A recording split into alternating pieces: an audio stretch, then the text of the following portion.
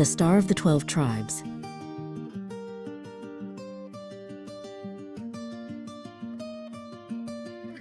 Kiri stood on the edge of the topside plateau, looking out over a landscape that resembled the moon more than a tropical paradise. For decades, the rich phosphate soil of Nauru had been scooped away by giant machines, leaving behind jagged limestone pillars.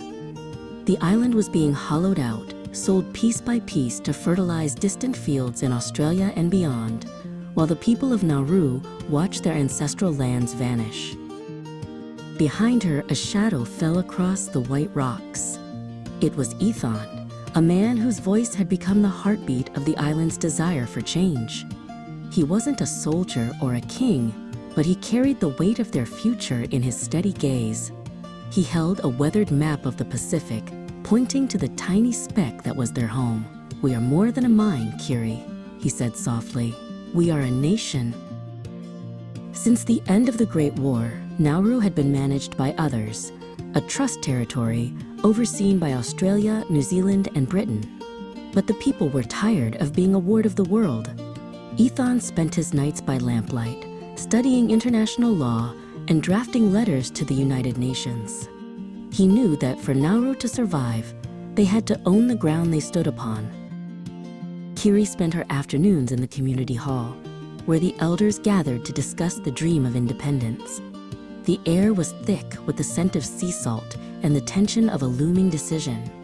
Sterling, a representative from the administrative office, often visited to remind them of the complexities of self-rule. He spoke of budgets and logistics, trying to dampen the fire Ethon had lit. Despite Sterling's warnings, the momentum was unstoppable.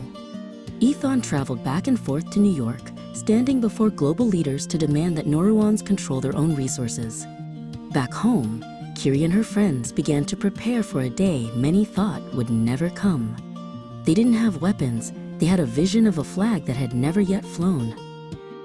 In a quiet room filled with rolls of fabric, Kiri worked with a needle and thread.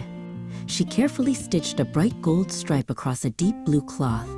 The blue represented the vast Pacific Ocean, and the gold stripe represented the equator. Just below the stripe, she began to sew a large, 12-pointed white star.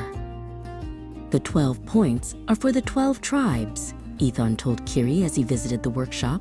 He touched the fabric with reverence. "No matter how much of the soil they take, they can never take the tribes. We are one people, and soon we will be a free one." The date was set, January 31st, 1968, the anniversary of their return from exile during a previous war. The morning of independence arrived with a sky as blue as the new flag. A large crowd gathered near the government buildings, the air buzzing with anticipation. Sterling stood on the platform, looking out at the faces of a people transformed. He held a ceremonial document, the official recognition of Nauru's sovereignty. The era of the trust territory was over. A hush fell over the island as the old flag was lowered for the last time. Kiri stepped forward, her heart drumming against her ribs. She took the ropes of the flagpole in her calloused hands. With a firm, steady pull, she began to hoist the flag she had sewn. The deep blue fabric unfurled against the tropical sky, the gold stripe catching the sunlight. Ethon stood beside Kiri as the anthem played, a song of a small island with a giant spirit. They knew the road ahead would be difficult. The landscape was still scarred, and the world was changing fast.